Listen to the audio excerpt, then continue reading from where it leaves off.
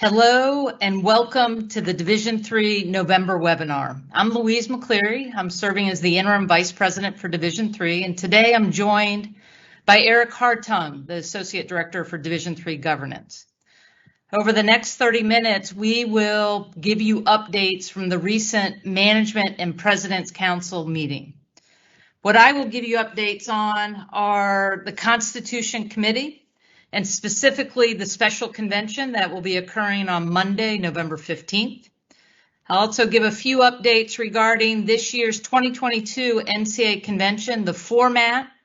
I'll review our 9 legislative proposals. I'll do it quickly, and then I'll turn it over to Eric, who will review some championship updates. And then he will also talk to you some association-wide issues. Gender equity, the review that's occurring right now, the additional requirements for the NCAA campus sexual violence policy, what's occurring with the NCAA policy as well as state laws around transgender student athlete participation. We'll give you a few Sports Science Institute updates, and then we'll close out our prepared remarks with the new process to confirm the new Management Council slate of nominees. You can see it talks about the Board of Governors Constitution Committee. And I think most of the bullet points on this slide you're aware of regarding why the BOG in August decided to form a Constitution Committee. And really what I want to focus on is the work of that 28-member committee. I also want to remind you that there are 5 Division III representatives. They have been holding feedback sessions with governance committees, with Nadia, with our D3 commissioners, our student athletes, our FARs, and then they've just had open town halls. They have continued to get feedback from the Division III membership since their first meeting in mid-August.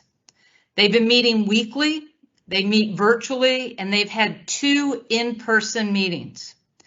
The good news is they are ready to present their draft concepts to the entire association. What our Division III representatives have also asked is, along with the draft concepts being released, that we provide talking points. And so I anticipate those concepts will go out to the membership. We will also send those Division III specific talking points. And then what we'll do is we'll have an opportunity during that special convention to really get that initial feedback from the membership regarding the proposed changes to the Constitution. And remember, the work they're doing is solely focused on the 6 articles that are in the Constitution. It's approximately 42 pages right now in the manual, in the Division III manual. After we have the special convention, there will be additional feedback opportunities for the membership as the Constitution Committee is refining their work and their final proposal that they will have to give to the Board of Governors by December 15th. We'll then move forward, and at the 2022 NCAA convention on January 20th, there'll be an association-wide vote to address those changes that the Constitution Committee has put forward to the membership to vote on. So that's the work of the Constitution Committee. I think many in our membership, from what I've heard, is that you haven't received a lot of information, and that's correct. They've tried to keep their work fairly confidential, but know that in less than a week, you will get to see those initial concepts. As I mentioned, you'll also receive some talking points to help you sort of work through what's being proposed and how the Division III representatives on the Constitution Committee represented your feedback and your voice. So let's turn to the actual special convention. As I mentioned, it's Monday, November 15th. It's a virtual format and it's free. And so I would recommend, not only for anyone listening to the webinar today, but really everyone, I believe, should register for this event. Please know that you have only until November 10th at 5 p.m. to register. But again, it's virtual, it's a free event, it's an opportunity for everyone. So that's your FARs, your coaches, your student athletes, obviously your athletics administrators, your presidents, chancellors, athletic direct reports, you name it, to be able to listen in and to hear about what is being recommended on how we change the Constitution. On November 15th, the day runs from noon to 5 p.m. Eastern. The Division III specific session will run from noon to 2:30.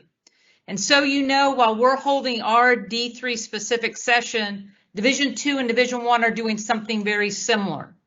We'll take a 30-minute break, and all three divisions will come together for the association-wide session that's scheduled from 3 to 5.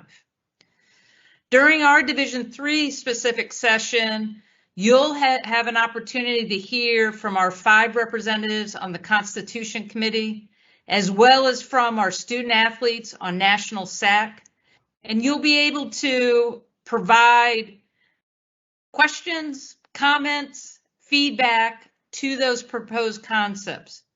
What's really important to remember is that while anyone can register for free and listen in, only those who have been assigned as a delegate by your institution or your conference will have the opportunity to speak or ask a question.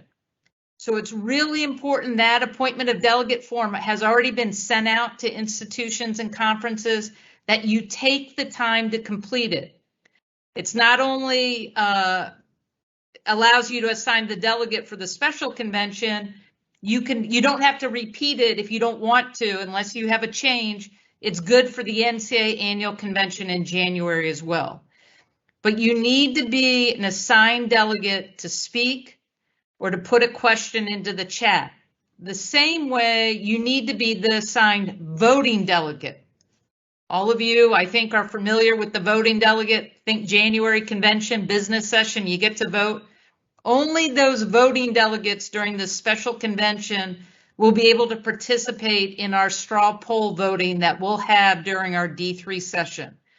It's really important to be able to get feedback on those straw poll questions, because all of that information will be sent directly to the Constitution Committee to say, here are concepts that Division III approves of, has concerns with, or maybe a split. That is really vital information that they need, as I mentioned, as they're working to finalize their concepts to give to the Board of Governors no later than December 15th. I've mentioned it already. We are having our annual convention this year. It's January 19th to the 22nd in Indianapolis. Registration has opened. If you have not registered, you missed the early bird registration period that ended on October 25th. However, you still have an opportunity to register if you would like to come to Indianapolis to participate in person. You've also heard from our communications that there's a virtual format. So you may say, I'm not able to attend convention, or my coaches aren't able to attend convention, but they still want to be able to listen in to some of the programming. They still want to be able to participate in the Division III sessions. And so there's also a virtual option. As you can see on the slide, if you do come to Indianapolis, we hope to see you. We have lots happening. We'll have our usual honors celebration the evening of Wednesday, January 19th. We'll have association-wide educational sessions in person. We also have Nadia, our Athletic Directors Association, will have an in-person education session on that Thursday, January 20th. We'll have the all-important association-wide business session around the Constitution. And then we'll wrap up the day with our delegates reception. We move to Friday. We'll start, as we always do, with our Division III Issues Forum. We anticipate many of our conferences having their meetings on Friday afternoon. And then we'll celebrate the second annual LGBTQ of the Year Award recipients Friday evening. And then we'll close out convention on Saturday with our Division III business session. So that's how it will look if you end up coming to the 2022 NCAA convention in January. So as you know, one of the key things we do at the convention is vote on our legislative proposals. This year we have 9 proposals. 3 of them are from the governance structure and 6 are from the membership. Keep in mind that the November monthly update was just released on November 1st. Within it, you have the second publication of proposed legislation that details the membership proposals.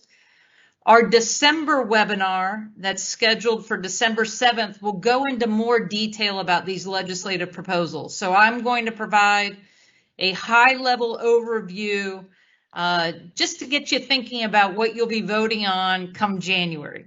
So as you can see on the slide, these are our 3 proposals that are coming from the governance structure.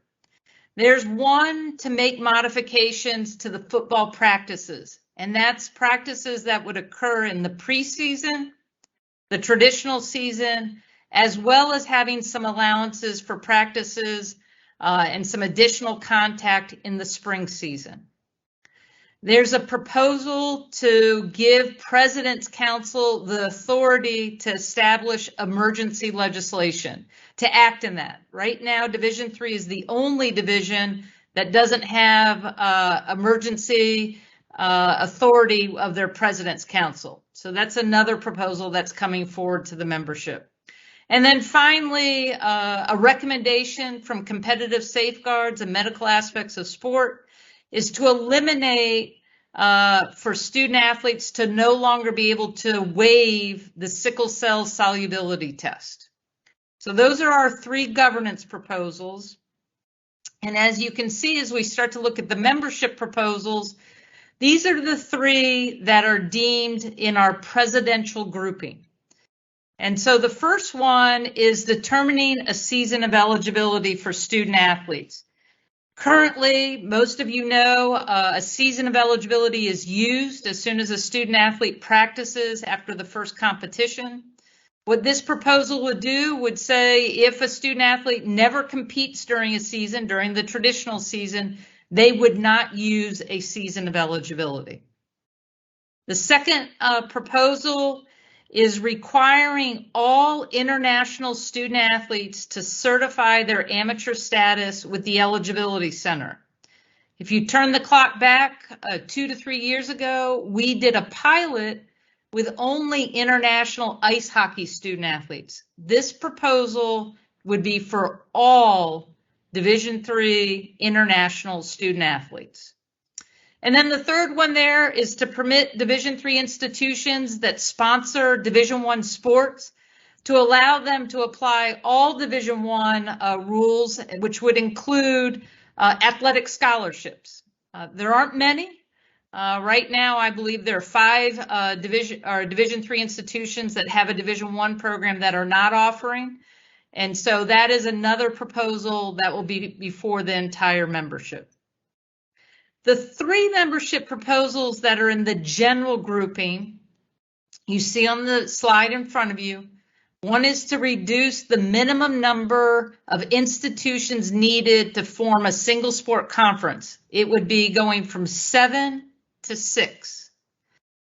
It's a companion a little bit to the second proposal you see there, which is reducing the conference AQ minimum from the current 7 institutions to 6 institutions. So it's only based on conference AQ. That's not conference membership.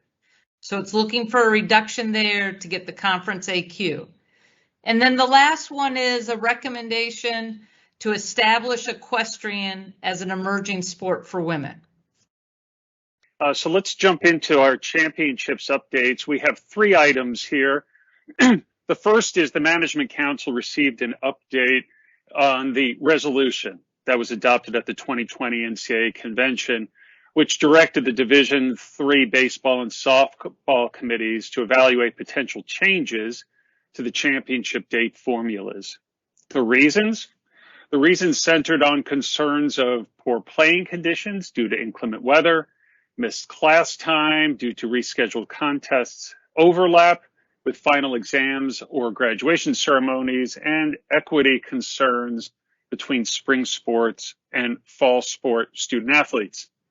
To that end, the Championships Committee approved the move of the softball championship date formula 1 week later, effective with the 2023 championship. So again, softball championship date formula is moved 1 week later, effective 2023, and that would match the date of the baseball championship. Softball's moving, baseball is not, and it's effective in the 2023 championships.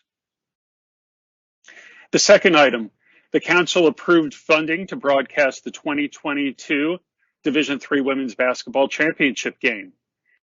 Though the 2022 funding approval is a one-time agreement, like the contract agreement that Division II has for their women's basketball championship, our broadcast services staff continues to explore a long-term solution to televise this Division III women's game annually. And then finally, the joint women's basketball championship is still scheduled for 2023 in Dallas, and the funding comes from the division's identity initiative budget, the surplus above and beyond the mandated reserve, and Division I. This review here that you can see on this slide stretches back to a Board of Governors announcement in March on the launch of a comprehensive review of all championships in the association to identify any gaps that need to be addressed, both qualitatively and quantitatively, to achieve gender equity. Kaplan, Hecker, and Fink, which has significant experience in Title IX and gender equity issues, was retained to evaluate practices and policies and provide recommendations. The initial report on men's and women's basketball for all three divisions, also called Phase I, was distributed to the board during its August 3rd meeting. That report was also made publicly available to the membership at the time. During this most recent round of meetings, the councils received an update on the Phase I recommendations. And here's what I can report. Emphasis has been given to the status of communication around these efforts, including a collection of resources that are now linked on the homepage of NCAA.org. The immediate focus is on the 2022 Division I men's and women's basketball championships, with special attention to the student athlete experience, an equitable on-site experience, and visual enhancements, including the use of the March Madness logo for the women's championship. There does continue to be joint meetings of the divisional men's and women's basketball committees and the consideration to expand the Division I women's bracket from 64 to 68 teams. Phase II of the report, all other championships were reviewed. That report was released on October 26. Similar to the Phase I report, the Phase II report indicates that for the most part, Division III is providing equitable championship opportunities. The report notes the importance of committees of like sports to communicate and in particular share information in regard to facility and venue capacity. And finally, the Division III President's Council will oversee a similar process as the Phase I report regarding its review of the Phase II report and referral to key Division III committees for feedback and recommendations. Campus sexual violence policy. As a reminder, in April 2020, the Board of Governors expanded the association-wide policy on campus sexual violence to include individual accountability measures. This action is an opportunity for member schools to evaluate their prevention measures based on their campus policies and state and federal laws. To serve the membership in fulfilling the annual policy requirement, and given the new DOE regulations, a membership task force was created to provide resources to assist members in developing implementation measures on campus. That work has been completed and is now available. As a reminder, institutions are required to attest in May 2022, specifically the deadline of May 15, prior to the expanded policy, which will take effect with the May 2023 attestation. Another reminder, Last year's Division III education session at the NCAA convention was on the campus sexual violence policy, and that is available on ncaa.org. It includes more information about the policy and education and best practices. And also keep in mind that there will be an in-person education session sponsored by Nadia at the 2022 NCAA convention here in Indianapolis. Transgender student athlete participation. The most important takeaway here is that staff is tracking on evolving state legislation that may impact future policy considerations. Currently, 9 states have signed bills banning transgender student athlete participation, and almost 40 more have introduced legislation. In April and in August, the Board of Governors released a statement that they firmly and unequivocally support the opportunity for transgender student athletes to compete in college sports. The NCAA's long-standing association-wide policies provide an inclusive path for transgender participation.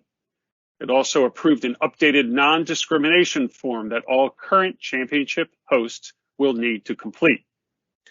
Now, given the association's foundational value of inclusion and fair competition, the NCAA intends to conduct its championships as they were awarded, but will require all hosts to reaffirm their commitment to ensure a non-discriminatory and safe environment for all athletes per their host agreement. If a host cannot commit to a non-discriminatory environment, the host is expected to inform the NCAA immediately. Future championship hosts also must commit to the non-discrimination policy, as they have in the past, to honor the NCAA core values of inclusivity, respect, and equitable treatment of all individuals. Regardless of location, NCAA championships will continue to be open to transgender athletes who have earned the right to compete for a national title, and the association is committed to their safety. I have 2 updates from the Sports Science Institute. First, the Sports Science Institute provided the councils an overview of their cannabinoid policy discussions with the Committee on Competitive Safeguards and Medical Aspects of Sports, CSMAS. This discussion centers on the association's cannabinoid policy and that the future changing landscape requires a need to recenter the student athlete health and well-being, prioritizing identification and deterrence of problematic use, and treatment and education over sanction. A newly created drug testing subcommittee will consider THC thresholds, sanctions, and rationale for testing at NCAA championships, and CSMAS expects concepts for review at its February 2022 meeting. And second, there is the creation of a mental health advisory group. The CSMAS approved an advisory group made up of membership representatives and outside experts to update the mental health best practices document and provide guidance to the association on developments in mental health science and policy. And finally, we have a new way in which the Management Council slate of nominees will be confirmed. The legislative change, which you can see indicated here on the slide, permits confirmation by electronic vote by Division III Directors of Athletics and Conference Commissioners. And the effective date is immediate and will be in place for the current slate of nominees. With the Kaplan report, both in phase 1 and phase 2, there were some issues identified, in particular facilities, the differences between some of our men's championships and women's championships. And the question is, and I'm going to make this a Division III question, has the Division III Championships Committee been charged with taking action to address these inequities? Our Division III Championships Committee has already reviewed the phase 1 recommendations where this was mentioned. And it wasn't mentioned that there had to be an immediate change, but it did mention that we needed to make sure our men's and women's basketball committees, the ones who select those final hosts during the bid process, were communicating more clearly with each other. And so that if there was a difference in facility, venue capacity, they knew exactly why they were doing that, and that it was a well thought out recommendation versus just saying, well, maybe this is the way we've always done it. So that's something that we've done with our basketball committees, and we will do, the Champs Committee will look at the phase 2, more than likely in their February meeting, which is in person and a bit longer. They will do something very similar with those phase 2 recommendations, going back to the committees to make sure that sports like gender sports, I'll use soccer, volleyball, are having those conversations and figuring out why there may be difference in facilities and venue capacity, and then making recommendations to address. So hopefully, it was a little long-winded in my response, but hopefully that's what you were looking for. Eric and I appreciate your time. We know it's a very, very busy time on campus, especially with fall conference championships going on, the start of your winter sports. And we look forward to having you participate in the special convention on November 15th.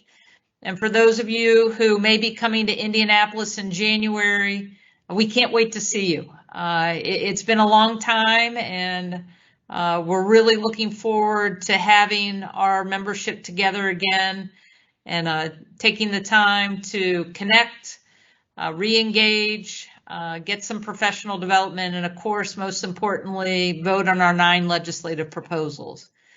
I again thank you for your time today, and wish you a wonderful day. Thanks so much.